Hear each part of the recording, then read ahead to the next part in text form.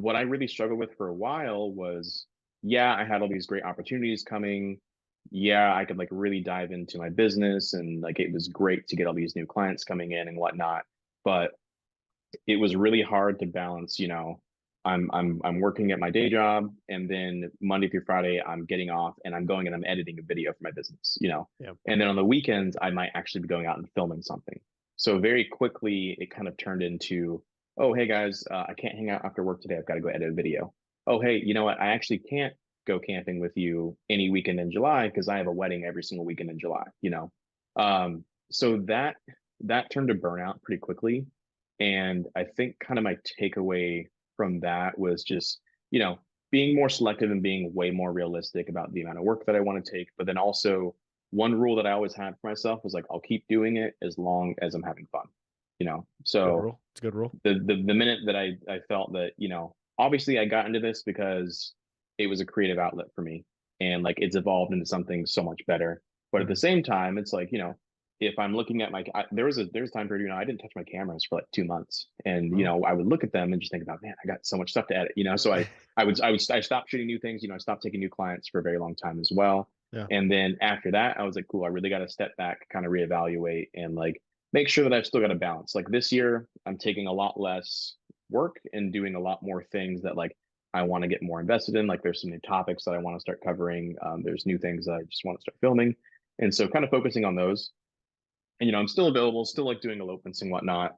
But just making sure that I'm doing the best thing for myself and the best thing for other people. Who First off, I go to therapy, so I have someone I could talk to unbiasedly. Um, if that's not something you do, or if that is something you do, awesome. I'm happy for you. But who is someone you go to kind of help just decompress about everything? Just you kind of just things are getting pent up, and you're just like, oh, I just need to unload what's been on my mind, and hopefully the person that is on the other side of that conversation doesn't want to run away from me. So, Yeah. I was actually in therapy for a little bit during the pandemic too, but a lot of it wasn't so much I'm not sure that work life balance came up very much, but one thing that we spoke about earlier was, being critical of yourself, like that came up. And yeah. and that's kind of how, I talked about how sometimes I do need those outside words to kind of tell me like what people think of my work. Cause again, I'm like all in here. Yeah. But one of my really good childhood friends, like we lived together in Bend. We are super open with each other. I consider him like another one of my brothers. Mhm. I'm very open with my other brother and just my parents as well. So I actually do feel like I have a lot of good outlets, and I feel like I have a lot of relationships in my life where if there is something I need to get off my chest or vice versa, like we can go and do that. Mhm. So I think more so during the pandemic, that was very isolating. I don't think that I had Mm. I definitely have the resources there, but I don't think that I really had the drive to like reach out and get for help. Reach out and get for help. Reach out and get help. Super soon, which is I Uh-huh. think why it kind of evolved into therapy. But now Yeah. I feel like I'm at a point where if I am struggling with something or I need some advice, like I have plenty of relationships that I can lean on. So Okay. Okay. And so what was, during the pandemic, when did you feel like it's time for me to come back to this? It's time for me to start picking this up. I know you're being more selective about it, but being selective and also like doing it, I feel like that's two different things. What was that point where you're just like, I'm going to walk to my camera, I'm going to pick it up, and I'm going to start doing filming or taking photos just to ease my way back into it. yeah, I think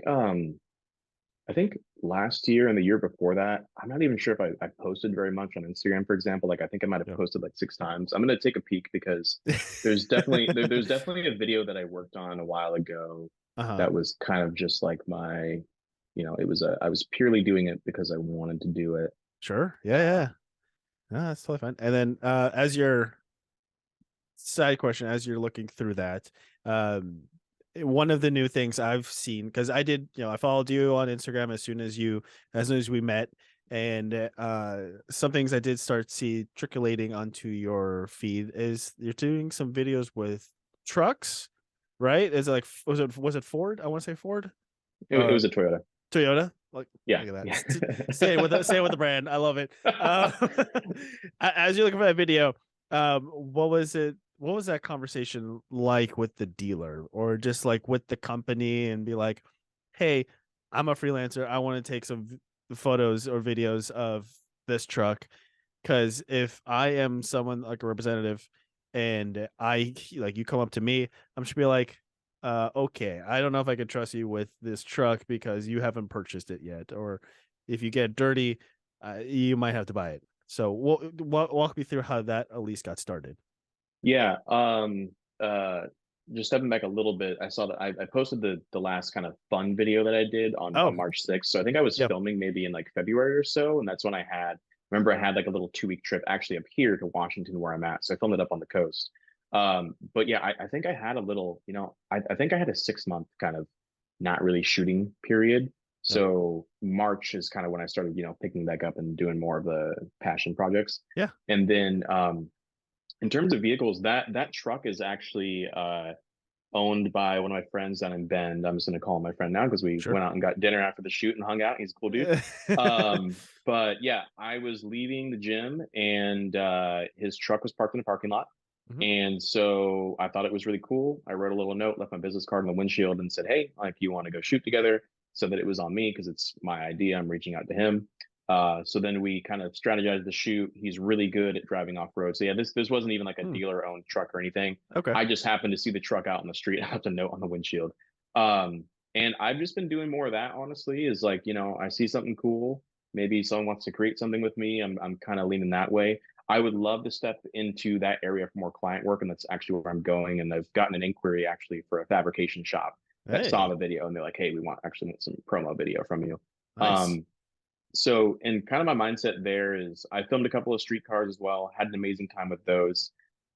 There are, a couple of videographers that I just follow on YouTube and, they film cars and I just love their work. I love the creative aspect of it.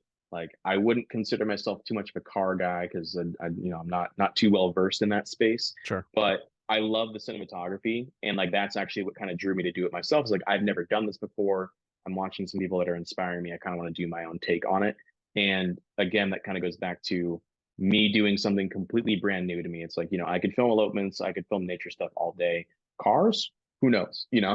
Yeah. uh, Yeah. so yeah, I've just been kind of practicing and I did two street vehicles. That was my first truck. And the way that I'm going with this is I don't think that I see a lot of content of off-road vehicles. I see a Mhm. lot of really cool, street cars and whatnot, but I don't really see too many like lifted vehicles, trucks, people going mudding and stuff like that.